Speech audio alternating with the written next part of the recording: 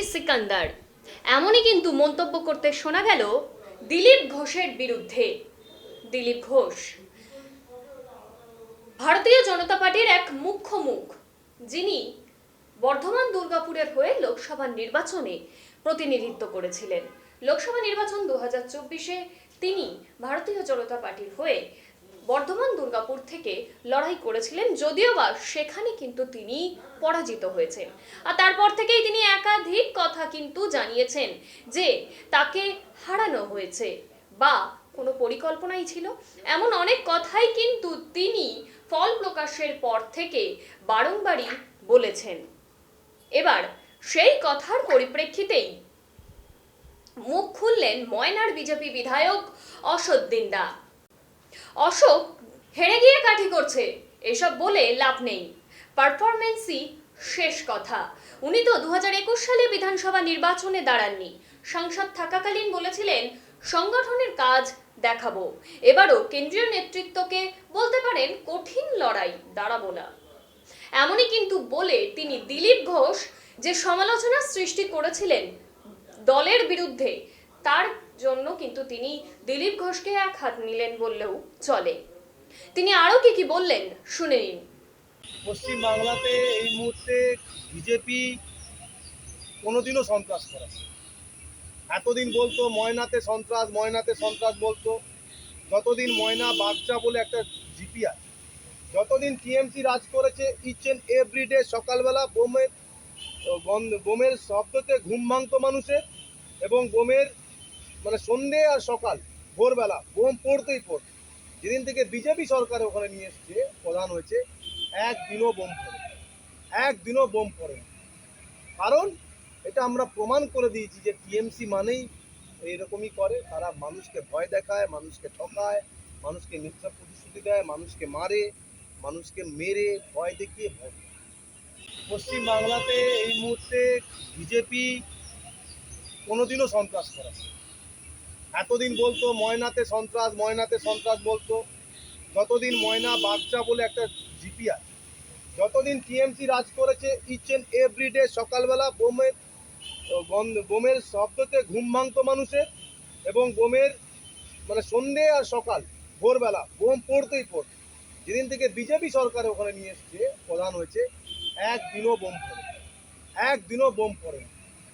কারণ এটা আমরা প্রমাণ করে দিয়েছি যে টিএমসি মানেই এইরকমই করে। তারা মানুষকে ভয় দেখায়, মানুষকে ঠকায়, মানুষকে মিথ্যা প্রতিশ্রুতি দেয়, মানুষকে মারে, মানুষকে মেরে ভয় দেখিয়ে ভয় দেয়।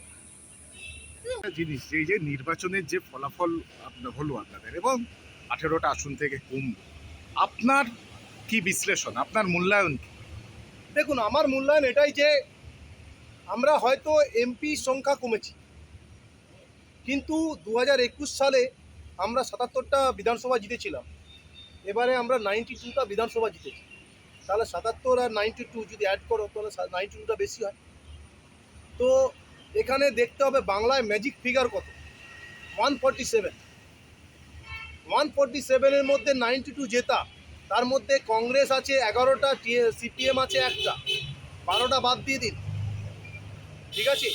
এবং 147 ম্যাজিক ফিগার হলে তার মধ্যে 35টা থেকে 37টা সিট আমরা 1200 থেকে 1500 ভোট মাইনাস আছে, সেই সিটে আমরা নজর দেব।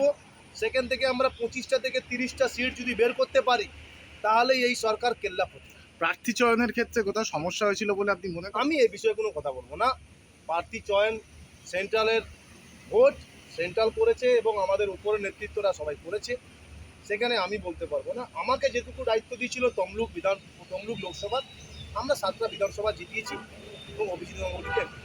একটা জিনিস যে অনেক ক্ষেত্রেই আমরা যেটা দেখছিলাম যে শুভেন্দু অধিকারী তার বিরুদ্ধে দিলীপ ঘোষ বলছেন, অগ্নিমিত্রা পালের বিরুদ্ধে দিলীপ ঘোষ বলছেন, বা একজন বিধায়ক আরেকজনের বিরুদ্ধে জগন্নাথ সরকার তিনি বলছেন, আপনার কি মনে হয় এতে একটা দলের ভাবমূর্তির ওপর একটা বড় প্রশ্নচিহ্ন পড়ে? দেখুন, হেরে যাওয়ার পর অনেকে অনেক কিছু বলে, সেটাতে আমি মাইন্ড করি না, ঠিক আছে। जो जीता वही सिकंदर। আজকে আমি হেরে গেলে আমি এখানে থাকতাম না, দাঁড়াতাম না, আপনি আমাকে প্রশ্ন করতেন না। আমি জিতে বেরিয়ে এসেছি, আপনাকে এখন দাঁড়িয়ে আছি, আমি এখন এমএলএ হিসেবে, আপনারা আমাকে প্রশ্ন করছেন। So like cricket game, like any sports game, जो जीता वही सिकंदर। कैसे जीता, क्यों नहीं जीता, कौन काठी किया, वो ও সব কথাবার্তার কোনো মূল্য নেই। ও মাথা পাবলিককে গরম করিয়ে মিডিয়া দেখিয়ে কোনো লাভ নেই। আপনাকে মানুষ ভোট দেয়নি, এটা মেনে নিতে হবে। আর এটা মেনেই আগামী দিনে সংগঠনের দিকে মত দিতে হবে। মানুষ দেখতে পাচ্ছে কোনো এমএলএ বলছে কেটে ভাসিয়ে দেবো নদীতে।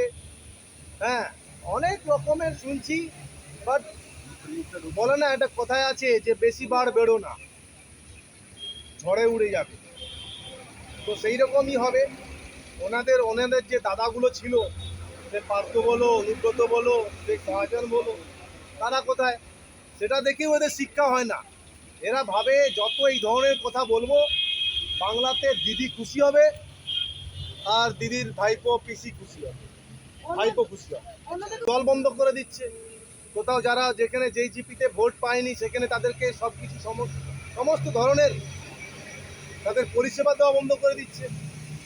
ভয় দেখাচ্ছে লক্ষ্মী ভাণ্ডারের টাকা বন্ধ করে দেবো, যেন উদয় আর হচ্ছে মমতা ব্যানার্জি নিজের পকেট থেকে পয়সা দেয়।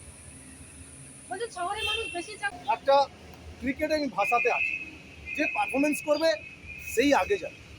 তো পারফরমেন্স যে করবে সেই হবে। তো বিরাট কোহলি যদি পরপর 5টা 0 করে তাকে নিয়ে কথা বলবে না, যে রোহিত যদি পরপর 3টে 100 করে তাকে নিয়েই কথা বলবে।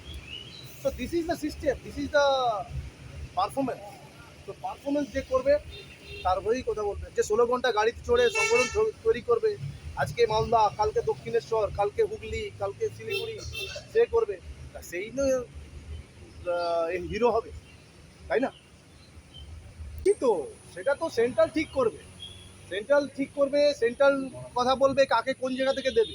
আজকে আমি ময়না থেকে জিতেছিলাম, ঠিক আছে, সেখানে 1260 ভোটে জিতেছি, এখন 10,000 লিড আছে। এখন যদি আমাকে বলে যেখানে টাফ সিট আছে সেখান থেকে তোমাকে দাঁড়াতে হবে, জিতে আসতে হয়, আই এগ্রি উইথ দ্যাট, আমি মানবো। আমি তারপরে বলবো না হেরে যাওয়ার পর যে আমি হেরে গেলাম। আমি দরকার তখন বলতে পারতাম যে আমি সিট নেবো না, আমি দাঁড়াবো না, তখন কোনো বললো না। আপনি একটা রাজ্য সভাপতি ছিলেন, আপনি সংগঠন সম্বন্ধে অকবল আছেন, পুরো রাজ্যের প্রত্যেকটা বুথ আপনার হাতের তালুতে চেনা, বর্ধমানে কে সংগঠন আছে না আছে আপনি ভালো মতো জানেন। তো আপনি বলতে পারতেন যে আমি ওখানে দাঁড়াবো না, আমার হারার সম্ভাবনার চান্স বেশি আছে। কি সংগঠন হেরে গিয়ে কথা বলার লাভ, তার আগেই বলে দেওয়া উচিত ছিল, তখন ঠিক হতো। দিলীপ দাকে তো আগে তো খড়গপুর থেকেও এমএলএ হিসেবে দাঁড়ানো হয়েছিল, টিকিট ঘোষণা হয়েছিল 2021 সালে। তখন উনি মানা করে দিয়েছিলেন যে আমি এমপি আছি, আমি সংগঠন দেখবো, আমি যেতাম, সবাই এগ্রি করে নিয়েছিল। এখনো যদি বলতেন, উনি একজন আমাদের নম্বর 1 রাজ্য নেতৃত্ব, ঠিক আছে, আমরা সবাই ওনাকে শ্রদ্ধা করি। হেরে যাওয়ার পর মিডিয়াতে মুক্ত থাকে। কাঠিবাজি করেছে, কেউ বলেছে কিনা যে ওকে কাঠি করেছে কিনা হারানোর জন্য, প্রুফ দিতে হয়। আমি খেলোয়াড়, আমি যদি বলি আমি ইডেন গার্ডেন্স ছাড়া খেলবো না, আমি ইডেন গার্ডেন্সেই পারফরমেন্স করব, আমি আর ওই যাদবপুরে গিয়ে পারফরমেন্স করতে পারবো না। তাহলে আমি কিসের প্লেয়ার হলাম? আমি প্লেয়ার, আমি সব জায়গায় পারফরমেন্স করব, দ্যাট ইজ দ্য সিস্টেম। না, শুভেন্দু অধিকারী কি পারবেন? শুভেন্দু অধিকারী পক্ষে সভাপতি হওয়া সম্ভব? আমি সেটাও কোনো কমেন্ট করতে পারবো। শুভেন্দু অধিকারী এলওপি, আজকে বাংলাতে 21-এর পর থেকে যে সন্ত্রাস হয়েছিল, তারপর থেকে আমি মনে করি যে বিজেপি যদি থাকে সেটা শুভেন্দু অধিকারীর জন্যই আছে। যেটুকু বিজেপি উঠেছিল, যেটুকু বিজেপি চাঙ্গা হয়েছে, সংগঠন চাঙ্গা হয়েছে, শুভেন্দু অধিকারী আছে। কিন্তু এই যে দিলীপ ঘোষ বলছে কাকে নিয়ে ঘুরে বেড়াচ্ছে, উনি তো বরাবরই ডান্ডা ঘোরান, রাজনীতিতে কাঁটিবাজি, ডান্ডাবাজি কী সব আছে আমি সব কথাবার্তা আমি জানি না। বাট পশ্চিম বাংলাতে আমরা জেতার জন্য, একটা বুথ জেতার জন্য আমরা মরি না, আমরা ফাইট করি। আমাদের কর্মী মরছে, আমাদের পার্টির কর্মীরা জেল খাটছে, মিথ্যা কেসে জর্জরিত, পুলিশ দিনের পর দিন তাদেরকে নির্যাতন করছে। আমাদের মাথা ব্যথা ওখানে, কে কাঠি করছে এসব করার জন্য আমরা করি না।